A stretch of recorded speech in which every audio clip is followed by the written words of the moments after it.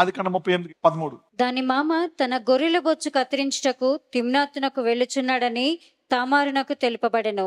అప్పుడు షేలా పెద్దవాడైనప్పటికీ తాను అతనికి ఇయ్యబడకుండుట చూచి తన వైధవ్య వస్త్రములను తీసివేసి ముసుగు వేసుకొని శరీరమంతయు కప్పుకొని తిమ్నాతునకు పోవు మార్గములో ఉండు ఏనాయిము ద్వారమున కూర్చుండగా యూదా ఆమెను చూచి ఆమె తన ముఖము కప్పుకొనినందున వేశ్య అనుకొని ఆ మార్గమును ఆమె దగ్గరకు పోయి ఆమె తన కోడలని తెలియక నీతో పోయేదను రమ్మని చెప్పెను. అందుకామె నీవు నాతో వచ్చిన ఎడల నాకేమి ఇచ్చేదవని అడిగాను. అందుకతడు నేను మందలో నుండి మేకపిల్లను పంపేదనని చెప్పినప్పుడు ఆమె అది పంపు వరకు ఏమైనా కుదువ పెట్టిన ఎడల సరే అని చెప్పాను. అతడు నేను నీ యొద్ద ఏమి కుదువ పెట్టవాలని అడిగినప్పుడు ఆమె నీ ముద్రయు దాని దారమును నీ చేతికర్రయు అని చెప్పాను. అతడు వాటిని ఆమెకిచ్చి ఆమెతో పోయెను. ఆమె అతని వలన గర్భవతి ఆయెను. అప్పుడు ఆమె లేచిపోయి తన ముసుగు తీసివేసి తన వైధవ్య వస్త్రములను వేసుకొనెను.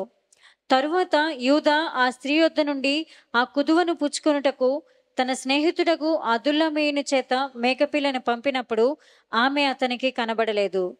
కాబట్టి అతడు మార్గమందు ఏనాయిము నొద్ద నుండిన ఆ వేశ్య ఎక్కడ ఉన్నదని ఆ చోటి మనుషులను అడగగా వారు ఇక్కడ వేశ్య ఎవతయూ లేదని చెప్పిరి. కాబట్టి అతడు యూదా యొద్దకు తిరిగి వెళ్ళి ఆమె నాకు కనబడలేదు, మరియు ఆ చోటి మనుషులు ఇక్కడికి వేశ్య ఎవతయూ రాలేదని చెప్పిరని అనినప్పుడు యూదా మనలను అపహాస్యం చేసేదరేమో, ఆమె వాటిని ఉంచుకొననిమ్ము. ఇదిగో నేను ఈ మేకపిల్లను పంపితిని, ఆమె నీకు కనబడలేదు అనెను. రమారమి 3 నెలలైన తరువాత నీ కోడలకు తామారు జారత్వము చేసెను. అంతేగాక ఆమె జారత్వము వలన గర్భవతి అయినదని యూదాకు తెలుపబడెను. అప్పుడు యూదా ఆమెను బయటకు తీసుకొని రండి, ఆమెను కాల్చివేయవలనని చెప్పెను. ఆమెను బయటకు తీసుకొని వచ్చినప్పుడు ఆమె తన మామ యొద్దకు ఆ వస్తువులను పంపి ఇవి ఎవరివో ఆ మనుషుని వలన నేను గర్భవతినైతిని. ఈ ముద్ర, ఈ దారము, ఈ కర్ర ఎవరివో దయచేసి గుర్తుపట్టుమని చెప్పించెను. యూదా వాటిని గుర్తుపట్టి నేను నా కుమారుడైన షేలాను ఆమెకు ఇయ్యలేదు గనుక ఆమె నాకంటే నీతిమంతురాలు అని చెప్పి మరి ఎప్పుడునూ ఆమెను కూడలేదు. యూదా మరి తామరికి తన 3వ కొడుకుని ఎందుకు ఇవ్వలేదు? మొదటి చచ్చిపోయాడు, రెండోసారి కూడా చచ్చిపోయాడు, మూడోసారి కూడా చచ్చిపోతారండి. అయితే ఇక్కడ కొన్ని న్యాయ పద్ధతులు, కొన్ని పద్ధతులు తెలుసు. అంత చెడ్డోళ్ళు ఏం కాదు యూదా. కొన్ని పద్ధతులు తెలుసు. Lack of guidance. ఒకసారి మనము చేసే పరిస్థితి తీవ్రత తెలియదు.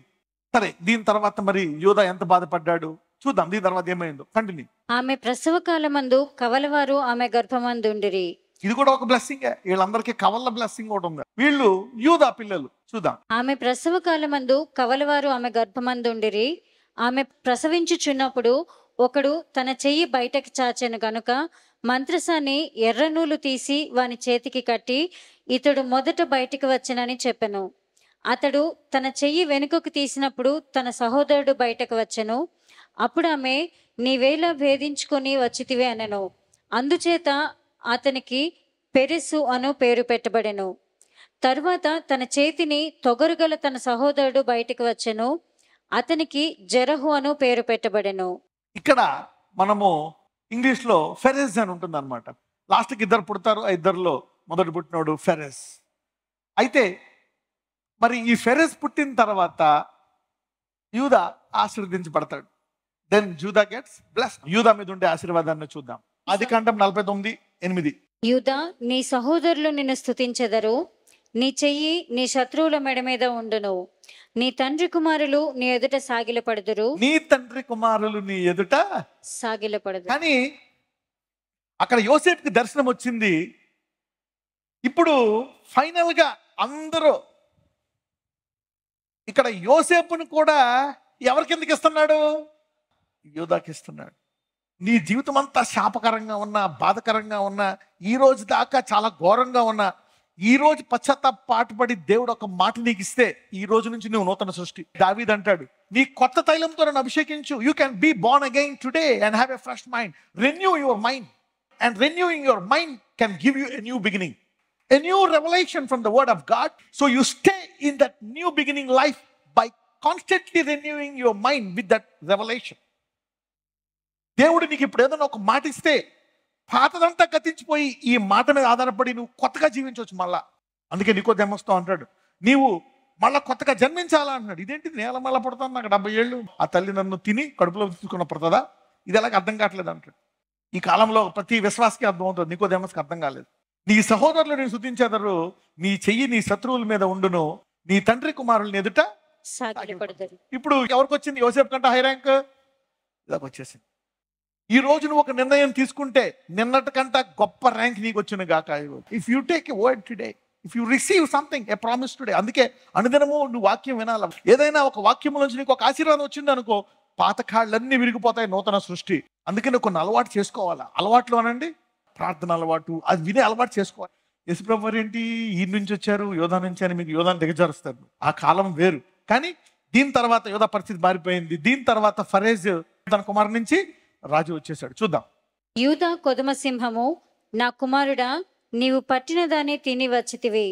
సింహము వలెను గర్జించు ఆడు సింహం వలెను అతడు కాళ్ళు ముడుచుకొని పండుకొనను. అతని లేపువాడెవడు? అంటే ఏంటి? కొత్త సామర్థ్యం వచ్చేసింది యోధాకి. New ability, new empowerment has come to Judah. ఈరోజు మీకు కూడా నూతన సామర్థ్యము కలుగునుగా. Let's read. షిలోహు వచ్చు వరకు యూదా యొద్ద నుండి దండము తొలగదు, అతని కాళ్ళ మధ్య నుండి రాజదండము తొలగదు. ప్రజలు అతనికి విధేయులై ఉందురు. షిలోహు వచ్చు వరకు యూదా యొద్ద నుండి దండము తొలగదు, అతని కాళ్ళ మధ్య నుండి రాజదండము తొలగదు. ప్రజలు అతనికి విధేయులై ఉందురు. Sometimes God gives more grace to the deprived. ఎవరైతే ఎక్కువ బాధపడతారో దేవుడు వాళ్ళకి ఎక్కువ కృపిస్తాడు. ఇక్కడ యూదా ఎంతమంది కుమారులను చనిపోయాడు? 2 కుమారులు. అంటే ఈ 12 మందిలో అందరికంటే ఎక్కువ పుత్ర క్షోభ అనుభవించింది ఎవరు? అందుకనే దేవుడు యూదా, అది కాబట్టి నీ పుత్రక్షోభ ఎక్కువ అనుభవించావు కాబట్టి నా కొడుకులు పుట్టరు, చనిపోయారు అని వేదనతో, ఈడు చచ్చిపోతాడేమో మరణ భయంతో ఒక 20-30 సంవత్సరాలు జీవించావు కాబట్టి నేను అధిక కృప నీకిస్తున్నాను, నీ పిల్లల రాజులై పరిపాలిస్తారు అని యోధాకిస్తాను. You see how the word of God covers everything. ఎవరైతే ఎక్కువ బాధపడుతున్నారో, ఎక్కువ కుమిలిపోతున్నారో, నేను పాపిని అయిపోయాను, నాకు ఎవరు బోధించలేదు, నేను వేరుడైపోయాను, నేను సరిగ్గా చేయలేదని అనుకుంటున్నావా? దేవుడు నీకు అధిక కృప ఇస్తాడు. అందరికంటే తక్కువ వాడు అనుకుంటున్నావా? అందరికంటే ఉన్నతమైన స్థానంలో పెడతాడు. పౌలు అంటాడు, నేను ఎప్పుడు బలహీనుడనో అప్పుడు నేను బలవంతుడు. నేను అందరికంటే ఎక్కువ పాపాలు చేశాను అనుకుంటున్నావా? నిన్ను అందరికంటే గొప్పగా వాడుకోగలరు దేవుడు. You see that. కాబట్టి ఇక్కడ యోధా మీద ఇంత ఘోరము జరిగింది అనడానికి లేదు. ఈ మాట తర్వాత యోధా చరిత్ర మారిపోయింది. ఈరోజు ఈ వాక్యం తర్వాత మీ అనేకుల భవిష్యత్తు మారిపోవును గాక. నీకేదైనా చేదు అనుభవం ఉందా? ఈ చేదులో చేదైపోక అలాగే నీ విశ్వాసాన్ని పట్టుకో. అదే యోధా మరణ భయంతో వచ్చి, నాన్న లోపల బాధ ఉంటుంది, వీళ్ళందరి పిల్లలు బాగున్నారు, నాకు పిల్లలు ఇలా అయిపోయారు, ఆ మరణ భయంతో ఉంటే దేవుడు ఇతనికి స్పెషల్. అదే యోధా నాకు ఈ దేవుడు వద్దు అని అనుంటే పద్ధతిగా ఉండేదా? నో, ఈ బిలీవ్ గాడ్. వచ్చాడు, చెప్పు నాన్న నేను ఆశీర్దిస్తాను, మారిపోయాడు. సో ఇప్పుడు మనకేం తెలుసుకున్నామంటే, ఎవరైతే నేను బాగా నా జీవితము చిరిగిపోయిన విస్తరలాగా అయిపోయింది, నేను యవనురాలును, నా జీవితం బాగా నలిగిపోయింది, పుట్టుకతోటే నా జీవితం వృధా అయిపోయింది, నేను చాలా చేదు అనుభవం చూశాను అనుకుంటున్నారా? దేవుడు ఒక నూతన ఆరంభం మీకు ఇచ్చును గాక. దేవుడు ఇలాగ ఎవరైతే గత చేదు అనుభవాలతో నలిగిపోయి విరిగిపోయి ఉన్నారో, ఈరోజు అదే దేవుడు మీ శాపాలను, మీ చేదు అనుభవాలను ఆశీర్వాదములుగా మార్చును గాక. This anointing will take over those things. అందరూ సమృద్ధి గల జీవం అనండి. తల మీద చేతులు పెట్టుకోండి. Let me pray for you.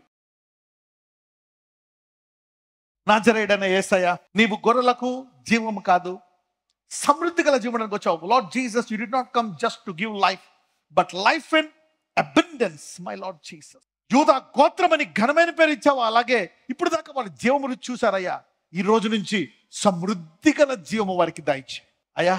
బలహీనత మీద అధికారం ఇవ్వండి. తప్పులు చేయకుండా నిలదొక్కొని నీతిగా పరిశుద్ధంగా జీవించేటువంటి కృప దయచేయండి. నాజరేయుడనే యేసునామమున ప్రార్థిస్తున్నాము తండ్రి, ఆమేన్.